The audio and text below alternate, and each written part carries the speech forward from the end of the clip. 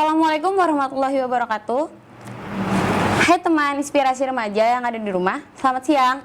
Dengan saya Nabila Hoyrunisa pada program Inspirasi Remaja. Hari ini kita bakal bahas apa ya kira-kira? Oke deh, nggak usah banyak ngomong lagi, nggak usah banyak cincong lagi. Mari kita perkenalkan selaku narasumber kita, yaitu adalah Kak Agi. Hai Kak Agi. Hai. Gimana nih Kak kabarnya? Baik, alhamdulillah. Boleh dong memperkenalkan diri dulu kepada teman-teman inspirasi remaja yang ada di rumah. Oh ya, halo semuanya, saya Kak Agi, saya adalah seorang editor. Itu aja kali ya. Iya, Apalagi? Kita ngomong-ngomong sedikit dulu aja Boleh. Gimana nih perjalanan dari rumah menuju SMK Salam ini? Lumayan sih, lumayan jauh. Jauh, macet juga, karena panas. karena kan weekend ya, soalnya kan Bener sekarang banget. libur panjang lumayan juga sih ya. Lumayan juga. Kayak gitu sih. Karena lagi libur gini nih Kak. Kalau boleh tahu nih, akhir-akhir ini kesibukan Kakak tuh apa aja sih? Alhamdulillah masih kerja walaupun freelance sekarang karena kan kondisi lagi corona gini ya, soalnya kan ya jadinya kita WFH dari rumah. Itu aja sih Itu paling aja kesibukannya kesibukan. ya. Oh iya, dengar-dengar juga nih Kak. Kakak katanya itu bekerja dalam bidang broadcast. Itu benar Kak? Iya, betul. Disebutin nggak sih? Nggak usah ya? Nggak usah disebutin lah ya. Gak apa-apa, mau sebutin juga gak apa-apa.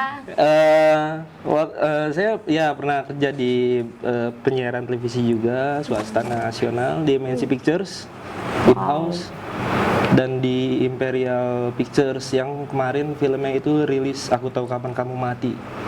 Di situ kakak jadi bukan editor tapi produksi asisten gitu sama Unlimited Production. Itu aja sih. Keren banget ya teman-teman inspirasi remaja yang ada di rumah. Pokoknya ya kalian tuh harus semangat lagi belajar ya, biar bisa sampai kayak Kak Agi kayak gini. Iya. Harus tetap semangat lagi belajarnya, nggak boleh malas-malas. Dengar juga nih Kak, katanya kakak itu piawai banget dalam mengedit video atau film. Itu benar Kak? Kalau dipilih buat ngedit jago itu gimana ya? Editing itu kan soal rasa ya. Dan itu pun di TV itu beda dengan di perfilman. Kenapa saya bilang beda? Karena di TV itu lebih menuntut pada waktu. Tapi kalau editing dalam film lebih menuntut dalam perasaan. Makanya editing film itu kenapa saya bilang beda? Dia aja lebih lama daripada proses syutingnya. Soal editing perfilman ya, kalau kita bicara soal editing perfilman itu, misalkan kalian nih syuting nih 2 bulan, ngedit itu bisa lebih dari 2 bulan, 3 bulan segala macem kayak gitu sih. Kalau di TV dia kan sesuai waktu karena kan dia kan ada jam-jamnya kayak gitu kan, durasinya itu doang sih. Dan kalau boleh tahu lagi nih Kak, sejak kapan sih kakak itu tertarik dengan editing dan apa sih yang membuat kakak itu tertarik dengan profesi sebagai editor? Dulu sering nonton filmnya Jason Statham kali ya, dari kelas 2, enggak kelas 2 sih ya, kelas 1 kayak itu. Ada Transporter, itu film favorit kan. Film favorit. Nah itu kakak mikir gini, itu kok bisa ya kayak gini ngeditnya terus segala macem. Iya, penasaran banget soalnya kakak selama ini kalau bikin film tuh nggak mau drama, pasti action, kalau nggak horor, udah pengennya itu aja. Nah makanya dari kelas 2 SMK tuh, kelas 1-an deh lupa lah, itu mulai pengen, gue pengen ngedit nih, kayak gitu awalnya. Dan edit di mana ya sekolah ya, yang buat ngedit begini. Untung ada tuh dekat rumah. Dan baru buka, dan kakak salah satunya, iya, angkatan pertama di sekolah itu. Akhirnya ya udah sampai sekarang, dan mulai kerja jadi editor itu udah mulai dari kelas 2 SMK. Udah mulai dari situ sih tertarik. Dari situ tertariknya. Mulai dari menonton film, akhirnya bisa menjadi seperti Kak Agi yang sekarang. Buat referensi. Benar-benar bagus banget. Gitu. Kalau boleh tahu juga nih Kak, software apa sih yang bagus untuk mengedit film atau video? Kita ini editor ini nggak harus apa ya, kita yang ngedit, kita yang mau gitu. Maksudnya gini, kamu misalkan biasanya ngedit pakai Premiere lah ya, sekarang kan lagi rame banget tuh. Itu nggak masalah. Masalah. Kalau buat di film sih nggak masalah sih. Cuma kalau di TV tergantung tuh. Untuk sekarang sih udah enak ya kalau di TV ya. Kalau dulu kita harus bisa tuh yang namanya FCP karena standar waktu itu. Jadi gini, standar software itu tuh pada saat itu tuh TV itu udah ada patokannya. Paling rendah itu tuh Adobe Premiere. Paling rendah. Maksudnya untuk software yang tingkat kecilnya ya pada zaman saat kakak dulu itu. Karena yang paling tinggi itu dulu Final Cut Pro. Nah sekarang kalau di TV udah enak tuh. Ada Adobe Premiere, ada Final Cut Pro. Kecuali Evid ya, Evid biasanya buat sinetron tuh kebanyakan. Kayak gitu ya. Untuk yang sekarang ini ya paling standar. Maksudnya yang enak lah itu ya. Ya Adobe Premiere sih. Dan itu udah apa sih namanya udah pas banget lah intinya, udah bisa enak buat dipelajarin gitu. Karena Evid Final Cut Pro itu susah kan, karena kan apa namanya Final Cut Pro itu kan harus bawaan MacBook ataupun iMac-nya. Kalau Evid itu tergantung dari isi apa namanya kontennya lah kayak gitu, entah ngedit sinetron lah, film lah. Biasanya kalau Evid itu sinetron sama film sih, kayak gitu. Oke teman-teman, jadi itu software yang biasanya lebih ke Adobe Premiere ya. Kita bakal berbincang lagi di selanjutnya. Pokoknya kalian jangan di skip ya, jangan di skip. Pokoknya tetap stay di acara Inspirasi Remaja untuk hari ini, karena nanti kita bakal masih berbincang seru bersama Kak Agi. Oke, dadah.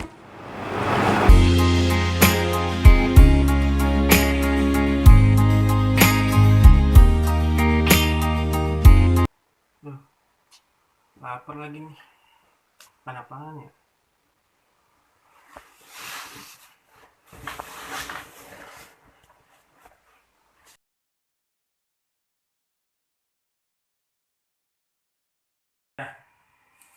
Jadi lapar nih. Bikin apaan kek? Bikin apa? Nasi goreng. Ya udah deh, digoreng.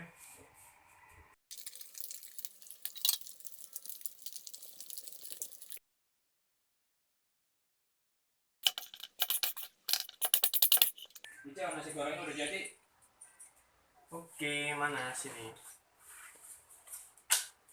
Lalu cobain dulu ya.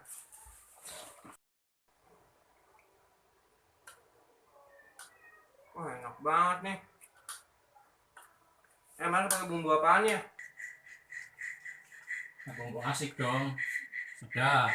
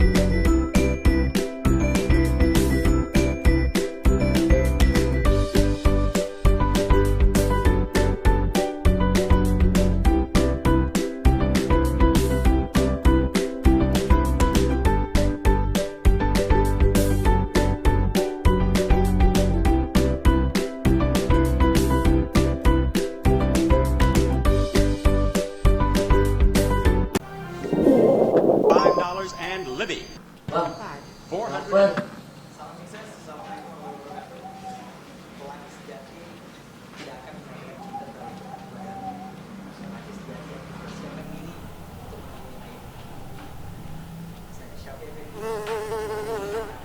Ya, nggak ada duit gua. Tawah, bodoh.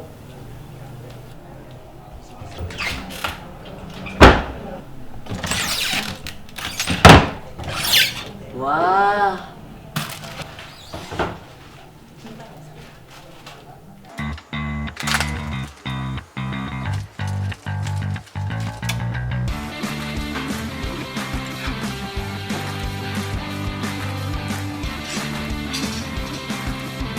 Abang, mie gua.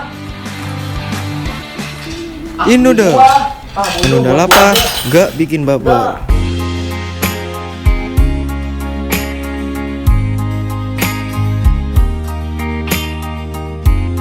Halo teman Inspirasi Remaja, balik lagi sama aku Nabila Khairunisa dan masih bersama Kak Agi. Agi, bener banget. Di sini kita masih mau ngomong-ngomong santuy sama Kagi ya. Masih Karena pasti teman-teman inspirasi remaja di rumah masih pada kepo nih. penasaran. Masih pada penasaran juga ya kan. Jadi langsung aja nih ya Kak. Iya, Kita silakan. tanya-tanya nih. Nah, tadi kan kita udah ngebahas tentang software editing nih yang bagus nih Kak. Nah, software apa sih yang biasa Kakak gunakan untuk ngedit film? Kan biasanya kalau teman-teman di rumah mungkin teman-teman SMK yang lainnya kan ngeditnya pakai Adobe Premiere kan. Nah, kalau Kakak sendiri tuh pakai apa? Kalau kakak sih, kalau untuk di industri film aja nih ya, kita balik lagi ke yang pertanyaan yang tadi. Kalau di industri film itu kita harus ngikutin yang namanya si editor yang mau pakai apa. Kalau dia bisa Premiere ya udah dikasih Premiere kalau di industri film. Tapi kalau di TV itu dulu pada tahun dulu ya, maksudnya nggak dulu banget ya. Kalau 2017 atau 2016-an itu TV itu harus punya patokan yang namanya lu harus bisa ngedit pakai software Final Cut Pro dulu. Tapi sekarang sih udah bebas, udah bisa pakai Premiere. Mungkin kedepannya mungkin kayak software-software lain bakal ada sih, termasuk kayak ada DaVinci Resolve kan sekarang udah punya editing kan tuh softwarenya kayak gitu, ada. Paling itu sih. Nah, kan kalau editor itu berpacu dengan waktu nih Kak. Nah, gimana sih cara Kakak menghadapi deadline ketika mengedit dan butuh waktu berapa lama gitu Kak untuk mengeditnya? Kalau deadline itu di TV patokannya sih udah dari jam tayang ya, karena kan TV itu kan nggak selonggar film waktu timingnya kan, karena dia udah ada pola acaranya, udah punya rundown acaranya segala macam sesuai durasi yang ada kan, dan itu harus benar-benar kejar banget. Nah kalau di film itu enaknya kenapa? Editor lebih lama daripada hasil syutingnya. Maksudnya gini, lu syuting 2 bulan tapi lu bakal ngedit lebih dari 2 bulan. Lebih nyantai juga nggak itu? Lebih nyantai dan lebih maksudnya relax, karena kan yang tadi kakak bilang kan lebih ada perasaan. Maksudnya kan kalau editing itu kan di film kan lebih kerasa lah intinya, karena harus mendalami, karena di setiap shoot apapun itu dalam film, dalam pencahayaan, dalam pengambilan gambar, dalam gerak-gerik segala macam apapun itu tuh dia punya filosofinya. Kenapa dia bilang punya filosofinya? Karena kalau kita nonton sinetron kan beda ya. Iya. Kalau sinetron ya udah asal jadi aja. Acting kayak gini yang mending kok pas lah. Mau kayak gimana ya elah. Cuman gitu dah. Kalau di film layar lebar itu tuh ya harus mendalami banget lah. Makanya kadang-kadang film itu tuh lebih berat lah intinya. Emang lebih berat sih pasti. Iya. Karena kan lebih memakan perasaan, maksudnya ya harus terlibat banget tuh hati itu ya. Mau galau harus galau, Baper. iya harus baper, salah satunya kayak gitulah kalau untuk menjadi Gitu aja Kak. Intinya sih kalau di film itu kan karena kan udah ada waktunya ya kan, udah ada waktunya untuk ngedit lu harus bisa berapa bulan, intinya harus lebih lama dari hasil syuting, maksudnya proses syutingnya kayak gitu. Nah, di sini nih pada kepo Kak. Aku sama teman-teman inspirasi remaja di rumah tuh pada kepo.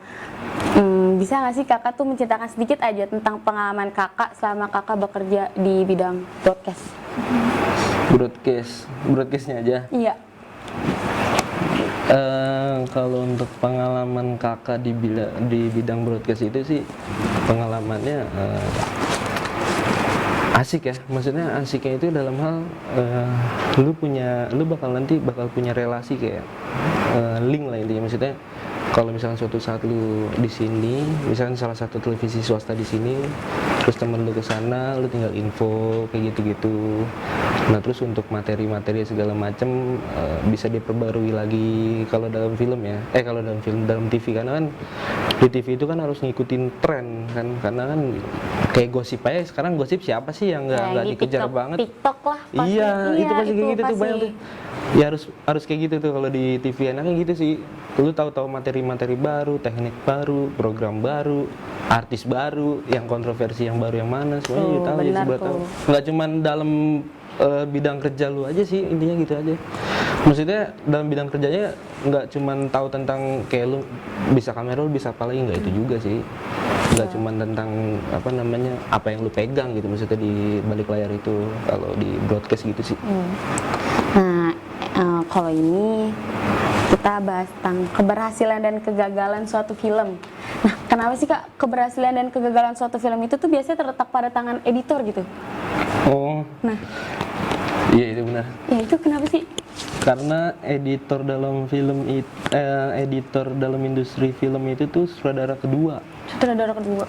Kenapa dibilang sutradara kedua? Karena yang tadi yang kakak bilang itu, buat lu nih yang harus tahu nih ya. Contohnya perasaan tadi. Karena kalau kalau dibilang itu, karena kan editor kan ngikutin banget ya dari awal produksi sampai pre-produksi itu dia bener-bener ikut banget tuh dari awal tuh. Kenapa? Karena si editor ini adalah sama dengan lu harus bisa nyampe jumlah, maksudnya kayak hitung-hitungan aja lah. Dalam tambah-tambahan ya harus segitu ya udah. Maksudnya nggak bisa apa ya namanya ya, nggak bisa kemana-mana lagi, lo harus ngikutin itu ya udah, lo harus ikutin itu. Nggak mungkin kalau satu tambah satu jawabannya 3, nggak mungkin kayak gitu sih kalau itu editor. Nah, kenapa bisa dibilang gimana ya kalau di industri film itu tuh dia itu dibilang sutradara kedua, termasuknya yang itu tadi perasaan kedua. Yang kedua ini dia itu lebih apa ya, lebih berat lah tanggung jawabnya. Kenapa? Di pra ini dia mau ngomongin soal naskah. Pertama, naskah dulu dia geledah, maksudnya dia apa namanya, dia baca segala macam sampai segala komplain lah, kayak gue nggak bisa nih gue ngedit kayak gini. Pasti dia harus ada apa namanya, ide-ide lagi. Dia bakal ngasih ide karena dia terlibat di situ, termasuk kayak kamera. Dia aja kamera nih, biasanya dia suka terlibat pada saat produksi tuh.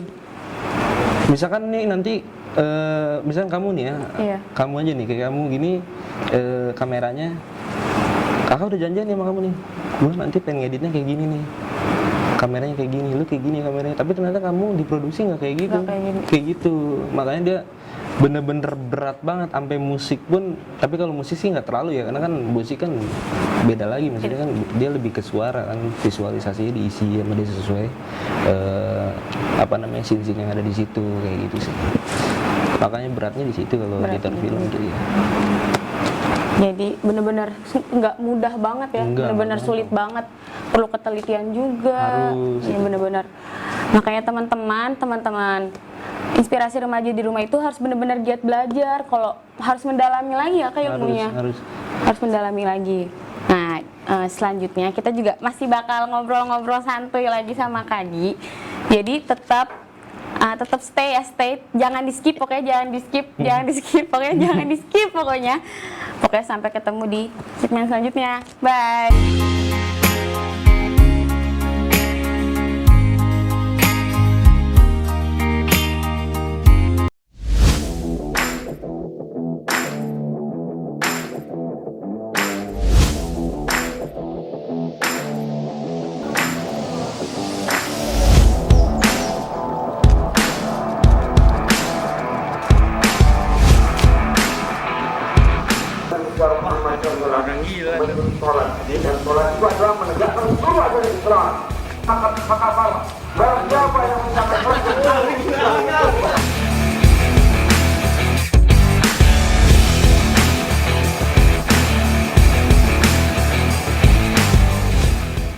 Coy, muka lu gak enak banget sih, coy.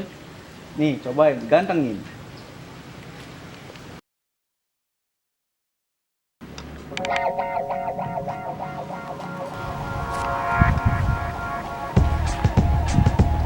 Wah, sekarang gue jadi ganteng. Makasih ya gantengin. Maaf, Mas. Saya nggak sengaja. Apa? Emas. Udah tahu saya perempuan. Saya kira laki-laki. Soalnya tangannya kasar banget. Mirip. Kamu mau pakai produk smooth. Haluskan kulit yang kasar dan membuat kulit terlihat halus dan lembut. Wah, bener sih? Iya. Coba mana produknya? Nika, pakai produk smooth yang menghaluskan kulit kasar dan membuat kulitmu terasa lembut dan halus.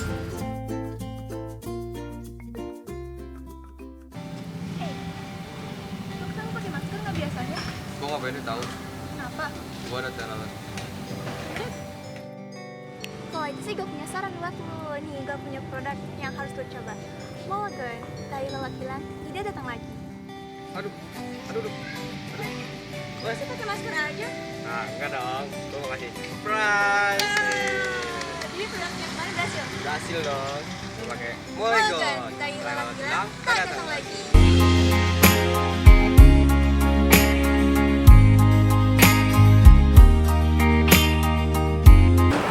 Hai teman-teman inspirasi remaja yang ada di rumah, masih setia kan sama acara inspirasi remaja? Inspirasi remaja kali ini, pokoknya jangan ada yang di skip dulu ya, karena kita tuh masih bakalan berbincang-berbincang santuy sama Kak Agi. Iya, sorry Kak. Sama Kak Agi, pokoknya Kak Agi. Nah, langsung aja nih ya Kak. Menurut kakak itu karakter yang cocok untuk menjadi seorang editor itu seperti apa? Karakter yang cocok jadi seorang editor itu yang harus kita tahu itu adalah dia tahu kameranya dulu, teknik kamera dulu, yang seperti tadi kita bilang, filosofi gambar, dan harus memahami isi naskah yang ada, bukan yang ada ya, yang bakal dia kerjain nanti, gitu. Makanya di film itu tuh dia ikut ngurusin ngebantu ngasih saran buat kamera, ngasih saran buat naskah segala macam, itu makanya harus tahu itu. Lebih Ya, dan harus nonton referensi sih ya kalau buat jadi. bener referensi bener. Iya, maksudnya jadi gini, lu jatuhnya punya apa ya? Punya panutan lah bahasanya. Editor ini karakternya gimana nih, lu harus lihat tuh. Dan termasuk kayak sutradara yang disukain, gitu. Editor yang disukain siapa kayak gitu sih. Lebih kayak gitu. Nah, mau nanya juga nih Kak, dalam mengedit itu biasanya ada unsur lain yang sangat berpengaruh nggak sih? Kayak semisal grafis atau animasi gitu? Harus. Kalau di TV itu emang harus banget deket sama yang namanya grafis. Karena kenapa? Kayak tale of gitu segala macam, kayak buat infografis yang lain gitu, kayak buat double impact segala macam, kan itu dibantu sama grafis kan. Atau disebut biasanya apa ya kalau dibilang ya. Tapi kalau bahasa kitanya aja nih yang maksudnya gampang dimengerti sih ya, intinya ya lu harus klopai lah sama dia. Tapi kalau dalam bahasa broadcast adalah itu susah namanya. Maksudnya khusus orang yang gitu. Nah kalau animasi biasanya dia yang bikin opening tuh bumper, entah dia buat bumper in atau bumper out ya kan, segala macam kayak ID program itu masuk, itu biasanya orang animasi. Nah kalau untuk di unsur-unsur di TV kayak gitu, tapi kan untuk di film biasanya tuh editor itu tuh sangat dekat dengan animasi juga termasuk. Grafis nggak terlalu, karena grafis biasanya buat di poster, biasanya kayak gitu, poster segala macam, terus kayak buat promo, flyer segala macam kayak gini nih, itu grafis gitu. Tapi kalau untuk di dalam visual biasanya visual effect tuh yang terlibat tuh sama editor kayak gitu. Itu aja. Nah ini pertanyaan yang menurut aku tuh kayak kepo banget lah gitu. Kira-kira dalam hal mengedit ada kesulitan apa aja sih Kak sama kakak ngedit film? Kalau untuk kesulitan ngedit sih, kalau buat yang terbiasa sih ya nggak ada kesulitan ya. Kalau yang kesulitan itu ketika lo nggak ada bahan buat ngedit, iya kan ada salah satu tag yang kurang, itu nunggu dulu. Nah itu yang paling banget jadi PR, maksudnya jadi kayak bener-bener aduh nih bakal ketunda banyak nih soal waktu, karena kan ngedit itu kan harus pada saat itu ya lo harus punya report, karena kan setiap hari kan lo ada daily report, terus ntar kalau udah seminggu lo ngedit lo punya weekly report segala macam, sampai yang report bulanan itu harus ada. Nah itu kesulitannya sih dulu doang sih kalau menurut kakak sih. Kesulitannya jadi mau di TV mau di program apapun itu. Nah coba dong Kak tolong jelasin untuk aku dan teman-teman inspirasi remaja di rumah nih yang mungkin tuh belum mengerti tentang perbedaan editing dengan editor tuh apa sih? Editing itu tekniknya, editor itu si pengeditnya. Nah itu ya emang bener sih pertanyaannya. Itu tuh harus tahu tuh yang mana editor, yang mana editing. Iya, jangan sampai ketukar. Jangan sampai, pokoknya jangan intinya jangan sampai asal nyeplos aja lah. Harus tahu dulu tuh editor apaan sih. Editor tuh apa editor sih? Si orangnya. Kadang-kadang ada orang yang nggak tahu tuh. Cuman kalau kita sih kalau yang udah biasa di apa namanya di industri film itu atau TV ya, dia udah ya udahlah, maksudnya bahasanya nggak terlalu ini banget sih, cuman kalau yang buat awam dia harus tahu juga sebenarnya apa gitu. Kalau tanggapan kakak, pernah nggak sih ngeliat video yang jedak-jeduk gitu? Video yang jedak-jeduk teks nanti jedak-jeduk gitu, pernah nggak sih kak? Jedak-jeduk? Iya, jedak-jeduk yang lagi zaman tuh, editor berkelas. Yang kayak TikTok gitu. Iya. Pernah itu tanggapan kakak gimana sih ngeliat video tersebut gitu? Kalau buat yang suka, emang sih maksudnya bukan nyepelein ya, gimana ya, kreatif kan ya, ada batas iya. ya kan. Benar-benar. Namanya lagi perkembangan zaman kayak begini nih, video-video kayak gitu kan, ya udah lu harus ngikutin zaman. Ya, zaman lah. Yang kakak bilang yang awal kan, lu di itu bakal bisa, maksudnya kayak di film lu bakal bertambahnya dari mana, kalau di TV lu bakal bertambahnya dari mana. Nah kalau yang kayak gitu tuh termasuk juga tuh materi, maksudnya oh nih kayak dulu pernah ada nih kayak gini nih, ide-ide kayak gini. Iya. Siapa tahu bisa meningkat lagi ya kan. Cuman emang walaupun agak alay ya, Iya kan? nggak alay sih, apa ya, sorry nih buat yang suka ngedit di TikTok Jedak-jeduk. nggak bermaksud nih gua nih, apa ya, ya bagus sih intinya, ide lo harus berkarya. Iya, berkarya lah. Berkarya lah ya.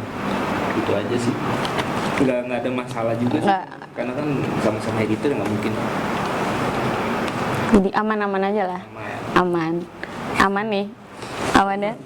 Aman terus. Oke, jadi sampai segini aja nih perbincangan santuy antara aku sama Kak Agi. Selanjutnya Terus gue mau ngasih info nih buat kalian yang mau bikin film pendek. Gue lagi iseng buat bukan komunitas ya, kayak buat bikin konten YouTube nanti gue. Namanya Lucky Pictures, nanti bakal gue taruh di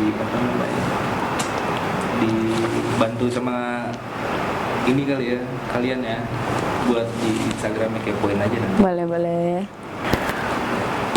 Oke, teman inspirasi yang ada di rumah, seperti yang kita sudah dengar ya dari Kak Agi, seorang editor itu tuh nggak gampang, nggak mudah, bener-bener kayak sulit banget ya kan Kak? Nggak sembarangan lah ya. Nggak sembarangan, perlu ketelitian juga untuk menghasilkan sebuah karya yang lebih sempurna lagi. Harus itu. Nah, sekarang kita udah di penghujung acara nih. Nah, buat Kak Agi sendiri nih, bisa ada nggak nih pesan dan saran untuk teman-teman inspirasi remaja di rumah? Pesan saran dulu kali ya. Iya, benar-benar. Saran lebih banyak cari ide lain dari divisi manapun itu ya, dia lo harus cari terus lah, gali terus lah, nggak cuma dari sekolah, mungkin entah dari komunitas lah, kan kita nggak tahu kan, entah masuk grup mana, dan itu harus benar-benar lu gali terus ya kalau emang lu mau ngejar banget ya. Dan pesan dari kakak itu pengennya tetaplah jadi orang nggak pernah capek dalam menggali itu aja sih. Itu aja pesan. Dan jangan sampai yang kakak simpan banget sampai sekarang, by doing nothing you become nothing gitu. Itu aja. Terima kasih banget nih Kak Agi ya, yang udah memberikan kita inspirasi dan udah berbagi pengalaman juga. Ini benar-benar penting banget sih ya. Benar-benar penting banget buat kita semua, dan semoga apa yang kita dapatkan hari ini bermanfaat dan menjadi inspirasi yang baru untuk kita semua agar lebih semangat lagi, semangat belajarnya, biar bisa kayak Kak Agi yang sekarang ini gitu loh. Dan terima kasih juga untuk semua penonton di rumah yang sudah menyaksikan acara kita. Aku Nabila Hoirunisa pamit undur diri dan Kak Agi. Oke, see you. Salam inspirasi remaja, dadah.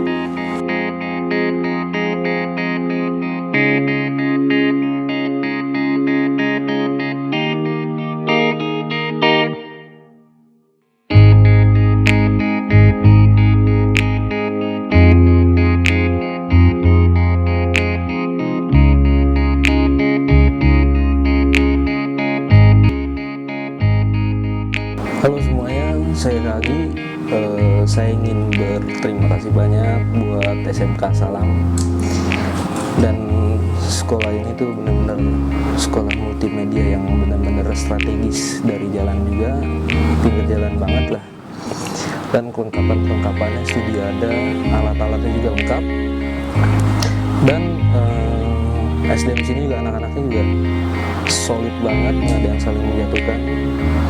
Ada sedikit kesalahan juga diselesaikan dengan kepala dingin semua, nggak ada yang aneh-aneh lah intinya, nggak ada yang saling menjatuhkan lah intinya. Dan intinya kalau lu mau belajar multimedia, kayaknya Asalam yang harus lu pilih. Dan Asalam cukup sangat pesat menurut saya. Pas pertama kali saya niat, awal-awal saya agak ragu, ternyata makin menjadi karena saya tahu di balik Asalam siapa yang gerakin dalam bidang materinya. Saya kenal banget, dan orang ini orang yang benar-benar penting saat membangun SMK ini.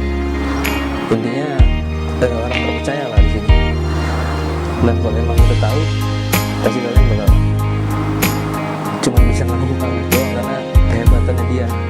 Karena saya kenal beliau dari bawah dan saya diajarkan oleh beliau juga. Akhirnya saya diundang ke sini dan dia membangun Asalam dengan cepat. Terima kasih Asalam, ini semoga makin maju dan minta konsisten dalam visi misinya. Thank you.